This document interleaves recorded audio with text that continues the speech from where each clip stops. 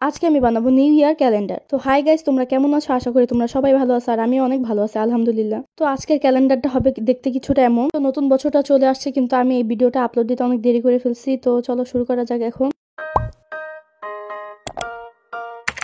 আজকে আমি যে ক্যালেন্ডারটা বানাবো সেটা হচ্ছে কিছুটা হবে এই ফ্লাওয়ার বাসের মতো, যেটার মধ্যে উপরে ফ্লাওয়ার বাসের মতো ফুল থাকবে, কিন্তু এটা আসল না নকল এটা বলা যাবে না, পরে বলবো ভিডিও শেষে। তো সবাই তো এরকম অনেক ধরনের ফুল ব্যবহার করছে, তো দেখা যাক আমি কোন ফুল ব্যবহার করি। আমাদের জন্য সবার লাস্টে রয়েছে ধামাকা। আমি কি ধামাকা করি এটা তো আমি নিজেও জানি না। বেশিরভাগই দেখছি সবাই সাদা কাগজের মধ্যে করে, কিন্তু আমি পাকনামি করে নিচ্ছি গোলাপি কালার কাগজ। আমি এই কাগজটা কিনছিলাম অন্য একটা দরকারের কারণে, কিন্তু সেই দরকার ফুরাই গেছে। তো তারপর আমি এটা রাখা দিছিলাম যে কোন কাজে লাগে। তারপর দেখি আজকে এটা কাজেই লেগে গেলো, তো ভালো হয়েছে। তো চলো বানাই আমাদের পেয়ারা পেয়ারা ক্যালেন্ডার। তো আমি ভালোভাবে শেপ করার জন্য এখানে একটা কার্ডবোর্ডের মধ্যে আইকা নিছিলাম ফ্লাওয়ার বাসটা, যাতে আমি ওইটা শেপ করে বাকিগুলো খুব সহজে করে ফেলতে পারি, তাইলে কষ্টটা একটু কম হবে। আর আমি তো এই কার্ডবোর্ডের উপর ফ্লাওয়ার বাস দিতে দিতে শহীদই হয়ে যাইতেছিলাম। তারপর ফাইনালি আমার এখানে শেপ দেওয়া হয়ে যায়, আর আমি এখানে বসে পড়ি কাটতে। আর কাটতে যাইও শান্তি নেই, এটা এত মোটা যে আমার কাটতে এত অসুবিধা হইতেছিল। তো ছোট কেজিতে কাজ হয় না, তাই আমি বড় কেজি নিয়ে নিছি, ঘচাঘচ করে সব কেটে নিছি। এখন তো এটা শেপ করে কাটার পর আমি এই কাগজটাকে ভাঁজ করে নিছি, যাতে একটা করলে আমার দুইটা হয়ে যায়। তাহলে বুঝতে পারলে এটা কিসের লক্ষণ, এটা হচ্ছে চালাকের লক্ষণ। আর এমনি তো আমি জানি যে আমি অনেক চালাক, আমাকে সবাই চ্যালেক্স বলে, মানে আমার কাছে হচ্ছে যে চালাক তাকে চ্যালেক্স বলে। তো চলো আজাইরের কথা বাদ দিয়ে আমরা এটার মনোযোগ দিই। আমি যখন এটা বানাইতেছিলাম তখন আমি জানি না আসলে এটা দেখতে কেমন হবে। এটা আমার কাছে মনে হইতেছিল দেখতে ভালোই হবে, অতটা খারাপও হবে না। অপেক্ষা করি যে ফাইনাল রেজাল্ট কেমন হয়। আর এই ভিডিওটা বানাইতে আমার প্রায় 2 দিন লাগছে, কারণ আমি তো শুধু ভিডিও বানাই না, আমার এই ছাড়া আরো অনেক কাজ আছে। মানে কাজের মধ্যে আজাইরের কাজই বেশি আছে। এগুলো কাজের সাথে সাথে আমাকে পড়াশোনাও করতে হয়, অনেক কিছু করতে হয়, আবার কলেজে যাওয়া লাগে, বেঁচে যাওয়া লাগে, আরো অনেক কাজ আছে। তোমরা সেটা বুঝবে না। কাগজটার মধ্যে এতটুকুর মধ্যে আমার 12টা হয়ে যাবে, কারণ আমি যেহেতু ভাঁজ করে নিছি 6টা করার পর এটা 6টা 6টা 12টা হয়ে যাবে। আমি যেহেতু এই ভিডিওটা নিউ ইয়ারের কয়েকদিন পরে আপলোড দিব, তো তোমরা নিশ্চয়ই নিউ ইয়ারের কয়েকদিন কাটাই ফেলবা। তো তোমরা সবাই কমেন্ট করে জানাও যে তোমাদের নতুন বছরটা কেমন যাইতিছে।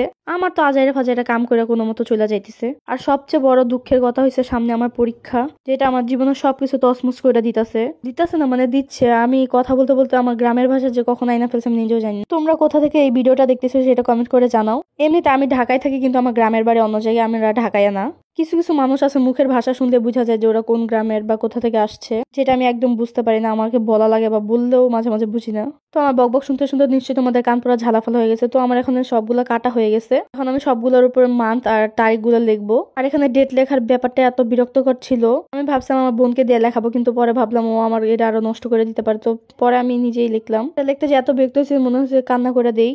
পরে ভাবলাম কান্না করে কি হবে, আমার কাজ তো আমাকে করা গেল। তো তারপর ধৈর্য ধরে আমি সব কাজগুলো করে ফেলি। এখানে আমি সবগুলো মান লেখা দেখাইনি, কারণ তোমরা বিরক্ত হবে আর আমারও ভালো হবে না। তারপর এগুলো আমার সব লেখা হয়ে গেলে এখন আমি সেটা রাখার জন্য স্ট্যান্ড বানাবো, যেটা আমি এই পিঙ্ক কালার কাগজ দিয়ে বানিয়েছি, তাইলে দেখতে অনেকটা ম্যাচিং সুন্দর হবে। তো পেন্সিল নিয়ে ওইটা শেপ করার জন্য পরে অনেক শেপ করার পরে আঁকা ফেলি, আর আঁকার পরে আমি সেটা কাইটা নেই। এটা কাটতে ওগুলোর মতো আমার এত কষ্ট হয় না, যেটা সিম্পল ছিল একদম কেটে ফেলছি সহজেই। আর তোমরা কারা কারা অলরেডি এটা বানাই ফেলছো সেটা কমেন্ট করে জানাও। আমি এটা মাতবরি করে পিঙ্ক কালার দিয়ে করছি, যদি সাদা কালার দিয়ে করতাম তাহলে আরো ডিজাইন গুলো ভালো সুন্দর হইতো। এটা যেহেতু গাঢ় পিঙ্ক কালার ছিল, তাই আমি পরে বুঝতে পারি যে লেখার পরে লেখাগুলো একটু কম দেখা যায়, কিন্তু ভালোই দেখা যায় একটু হলেও। আমি কি উল্টাপাল্টা কি বলতেছি আমি নিজেও জানি না। একবার বলতেছে বোঝা যায়, আবার বলতেছে যে ভালোই বোঝা যায় না বা বোঝা যায়। উল্টাপাল্টা কথার কোনো শেষ নাই। আমার কথা শুনতে শুনতে নিশ্চয়ই তোমাদের মাথা ব্যথা হয়ে গেছে। তো তোমরা মাথা ব্যথা কমানোর জন্য মলম লাগাইতে পারো। এটা তোমাদের জন্য আমার একটা ছোট্ট টিপস। আমার বানানো কমপ্লিট হয় না, শুধু আমি দেখতেছিলাম যে এটা ভালো করে বসছে কিনা বা হয়েছে কিনা। তো ভালোই হয়েছে, এখন বাকিগুলো বানাবো। মান্থ আর তারিখ লেখার পর আমার কয়েকটা বাকি ছিল, তো ওগুলো আমি কমপ্লিট করে ফেলি। আমি এটার পর ভাবছিলাম যে আমি আরেকটা ক্যালেন্ডার বানাবো অন্য রকমের। তো দেখা যাক, সময় পাইলে নিশ্চয়ই বানাবো,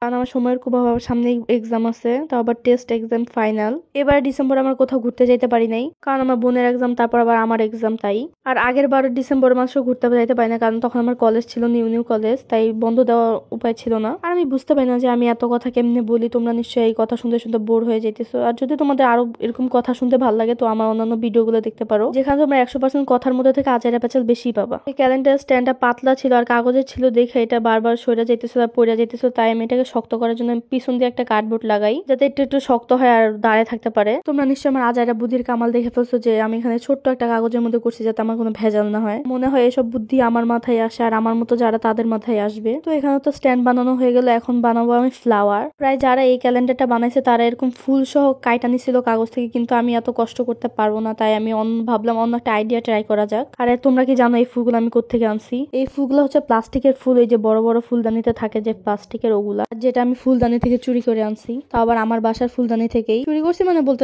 আম্মুকে দেখাইনি, কিন্তু আম্মু পরে ঠিকই যায় না গেছে। আর আমাকে এগুলো বলছিল রাইখে আসতে, কিন্তু আমি বলছি যে না রাখবো না। ফাইনালি এটা আমার বানানো কমপ্লিট হয়ে গেছে। তোমাদের কাছে ভালো লাগলে লাইক কমেন্ট আর শেয়ার করে দিও, সাবস্ক্রাইব করতে একদম ভুলো না। দেখা হবে অন্য কোনো ভিডিওতে। বাই।